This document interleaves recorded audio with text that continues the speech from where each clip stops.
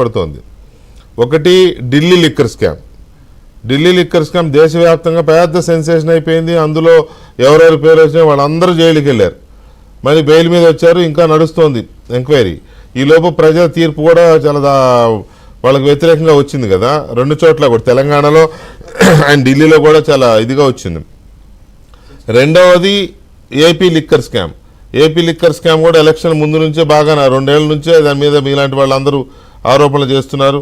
పురంధరేశ్వర్ గారు అక్కడికి వెళ్ళి రాష్ట్రపతి గారికి ఫిర్యాదు కూడా చేసి వచ్చారు. ఇప్పుడేంటి పరిస్థితి, దాని మీద ఎలా, ఎందుకని ఇంకా సీరియస్గా తీసుకోవట్లేదు అనేది ఒక క్వశ్చన్. వెంకటకృష్ణ, మీకు జవహరానికి విక్రమ్ పోల గారికి నమస్కారం. నమస్తే అండి. జగన్ లిక్కర్ తాగి లివర్ పోగొట్టుకున్న వాళ్ళు ఆంధ్రప్రదేశ్ లో 2019 నుంచి 24 వరకు కొన్ని వేల మంది ఉన్నారన్న. లిక్కర్ తాగి లివర్ అంటే ఎందుకు చెప్తున్నట్టు ఈ మాట, నేను లక్షల్లో లక్షల్లో ఉన్నారు. అన్ని దాని ఏమంటారు, స్పిరిట్ దాంట్లో మామూలుగానే మందు అంటేనే ప్రమాదము, దాంట్లో ఇంకా ప్రమాదకరం ఏంటంటే ఆదాయం కోసం, డబ్బు కోసం ఇష్టం వచ్చినట్టు డిస్టిలరీస్ అన్ని, ఇంతకుముందు జవహర్ అని చెప్పినట్టు డిస్టిలరీస్ అన్ని వీళ్ళ వాళ్ళకి కేటాయించుకునేసి దానికి స్టోరేజ్ పీరియడ్ ఉంటుంది, ఇంత ఈ కెపాసిటీ ఇన్ని రోజులు ఉంటారు. అవన్నీ ఏమి లేదు, పోసినామా, బాటలో నింపినామా, అమ్మినామా, cash and carry.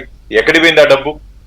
Jaganmohan Reddy గారు ఈరోజు బజ్జీ, బోండా, కోడిగుడ్లు, చికెన్, మటన్ అన్ని డిజిటల్ ట్రాన్సాక్షన్ జరుగుతుంటే మీకు మాత్రం ఏమయ్యా మీ ప్రభుత్వంలో నొప్పి? ఎందుకు మీరు ఎన్నిసార్లు మేము గొడవ చేస్తామంటే, ఆ లిక్కర్ షాపుల దగ్గర పోయి గొడవ చేస్తుంటే మందుబాబులు పక్కన పడిపోతున్నారు.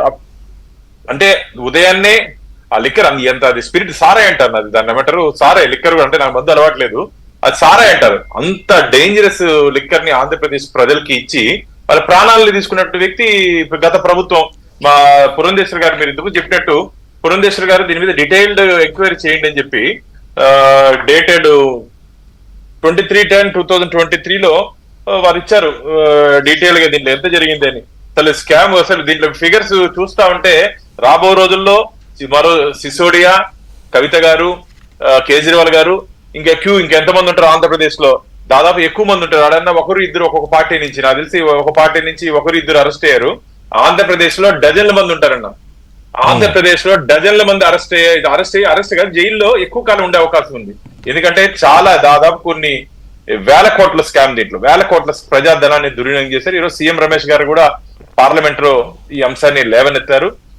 ఖచ్చితంగా రాబో రోజుల్లో దీని మీద కూడా ఒక డీటెయిల్ ఎంక్వైరీ ఖచ్చితంగా జరుగుతుంది. జరిగి దీని వెనకాల వ్యక్తులు, శక్తులు, మెయిన్ డబ్బుతో పాటు ప్రజల ఆరోగ్యాన్ని బలి తీసుకున్నారు కదా, ప్రజల ప్రాణాన్ని బలి తీసుకున్నారు కదా. మీరు కాబట్టి సెన్సెస్ తీయండి ఒకసారి. 2019 నుంచి 24 వరకు ఆంధ్రప్రదేశ్ లో గవర్నమెంట్ హాస్పిటల్స్ లో ఎంతమంది లివర్ ప్రాబ్లమ్ తో వచ్చి ఎన్ని కుటుంబాలు చనిపోయాయి మీ డబ్బు దాహం వల్ల.